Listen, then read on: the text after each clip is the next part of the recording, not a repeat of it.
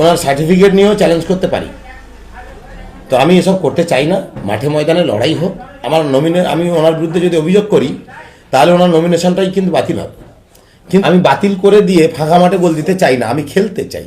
তৃণমূল কংগ্রেস খেলা হবে এই স্লোগানকে সামনে রেখে যখন যায় মমতা বন্দ্যোপাধ্যায়, অভিষেক বন্দ্যোপাধ্যায়ের দল, আমি চাইছি না আমি প্রতিদ্বন্দ্বিতা করুক, আমি আপত্তি করতে চাই না। আমি চাই যে যেভাবে জয় শ্রীরাম স্লোগানকে সামনে রেখে তারা সর্বত্র মানে সারা ভারতবর্ষে মানে একটা ধর্মীয়করণ, রাজনীতিকরণ করার চেষ্টা করছে। তো আমরা তো বলছি আমরা বাঙালি, আমরা তো ওই বহিরাগত যারা, তারা তো বাঙালির সংস্কৃতি বোঝে না। তাই বাঙালির সংস্কৃতিকে যারা নষ্ট করছে, তাই আমরা বাংলাকে জয় বাংলা বলছি, আমরা বাংলার জয় ঘোষণা করছি। তাই বাংলার জয় ঘোষণা করলে সে বাঙালি হিসেবে যদি কারোর ফাটে তাহলে আমার কিছু বলার নেই। বুঝলে পাবেন যে আরাবুল ইসলামের ক্যারেক্টার, তার চরিত্র কি, তার সঙ্গে যারা ঘুরত তাদের কাছেই শুনতে হবে যে আমরা তো তার সঙ্গে একসময় পার্টি করেছি, আমরা তো জানি তার চরিত্র কেমন, আমরা তো জানি সে কি করেছে মানুষের সঙ্গে, কোন কর্মীর পাশে দাঁড়িয়েছে। আপনারা একটা কথা মানে বিশেষ করে 2006 সালেও যখন বিধায়ক হয় তখন কিন্তু সাকসার অঞ্চল ভাঙড় বিধানসভার মধ্যে ছিল। 2009 সালে সেটা ক্যানিং পূর্ব বিধানসভার মধ্যে যায়। তো এই 3 বছর 6 থেকে 9 সাকসারের মানুষকে আপনি জিজ্ঞাসা করবেন একটা মানুষ ওর কাছ থেকে কোনো উপকার পেয়েছে কিনা।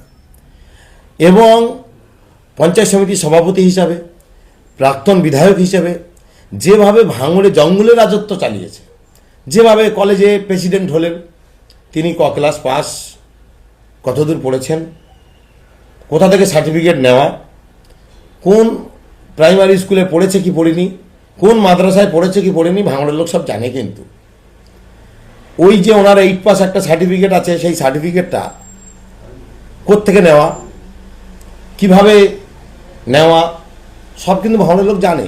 এসব আমি নিয়ে মুখ খুলতে চাই না। আমি ওনার সার্টিফিকেট নিয়েও চ্যালেঞ্জ করতে পারি। তো আমি এসব করতে চাই না। মাঠে ময়দানে লড়াই হোক। আমি ওনার বিরুদ্ধে যদি অভিযোগ করি তাহলে ওনার নমিনেশনটাই কিন্তু বাতিল হবে।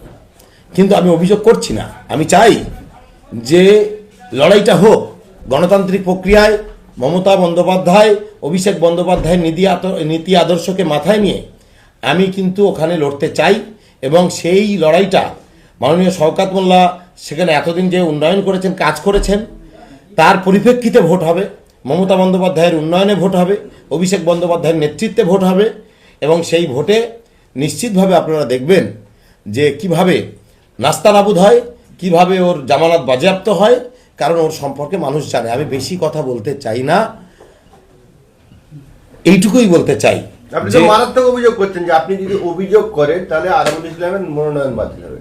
কিন্তু আপনি বিস্ফোরক অভিযোগ করছেন। তো সেইটা বিষয়টা হচ্ছে ওর যে মানে হলফনামায় কী কী দিয়েছে, কোথা থেকে সার্টিফিকেট, কোন স্কুলে পড়েছে, সেগুলো তো ভাঙড়ের লোক সব জানে।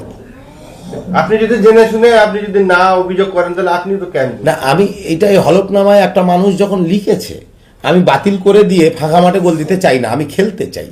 তৃণমূল কংগ্রেস খেলা হবে এই স্লোগানকে সামনে রেখে যখন যায় মমতা বন্দ্যোপাধ্যায়, অভিষেক বন্দ্যোপাধ্যায়ের দল, আমি চাইছি না আমি প্রতিদ্বন্দ্বিতা করুক, আমি আপত্তি করতে চাই না। আমি চাই যে প্রতিদ্বন্দ্বিতা করুক।